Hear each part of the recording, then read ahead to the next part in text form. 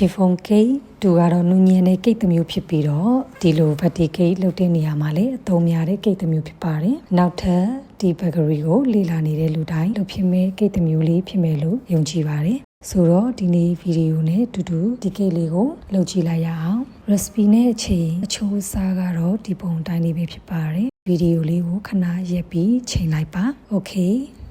စလိုက်ကြရအောင်ချစ်ဦးကအနည်းနဲ့အကာခွဲဖို့လိုပါလိမ့်မယ်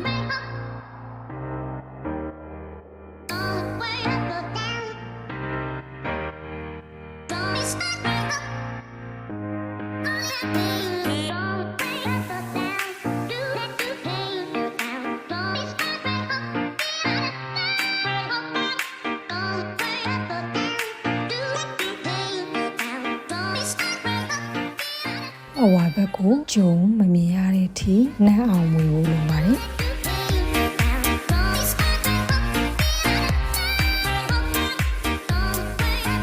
ချက်ဥအကောင်ကိုတကြားတတာစားအကုန်လုံးရောပြီးတော့မှ6မိနစ်9မိနစ်ခန့်ရင်မွေလိုက်ပါမယ်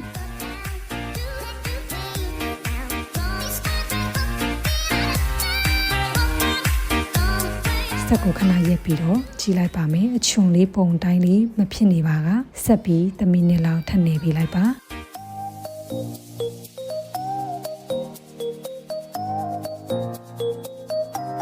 အဝါလေးကိုဖြူနဲ့ထည့်ပြီးနေလို့ရပါပြီ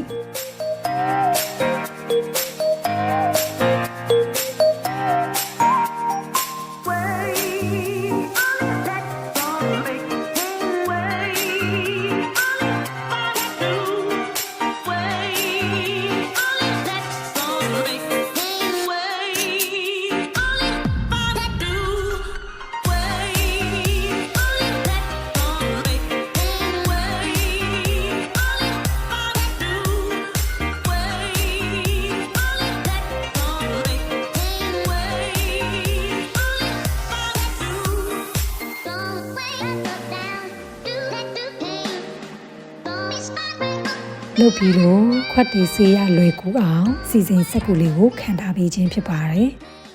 6လက်မခွက်လေးကိုအသုံးပြုထားတဲ့အတွက်ကြောင့်ခွက်တစ်ခွက်ကို230 gram ချိန်လိုက်ပါတယ်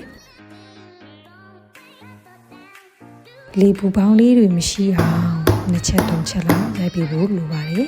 gas oven တွေကိုထည့်လို့ရပါပြီအပူချိန်ကတော့အပေါ်မီ180အောက်မီ190ကြာချိန်ကတော့မိနစ်35မိနစ်ကနေမိနစ်40လောက်ထိဖုတ်ရမှာဖြစ်ပါတယ်အကယ်၍ဒီမှာအိမ်တုံးလျှက်စစ်အာဗန်ဆိုရင်အပေါ်မီအပူချိန်150အောက်မီ150နဲ့မိနစ်50တော့အနည်းဆုံးဖုတ်ပေးရမှာဖြစ်ပါတယ်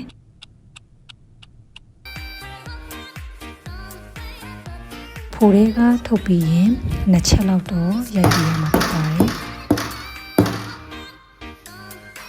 ကိတ်ကိုတနားရီလောက်အေးခံပြီးရင်သုံးလို့ရပါပြီ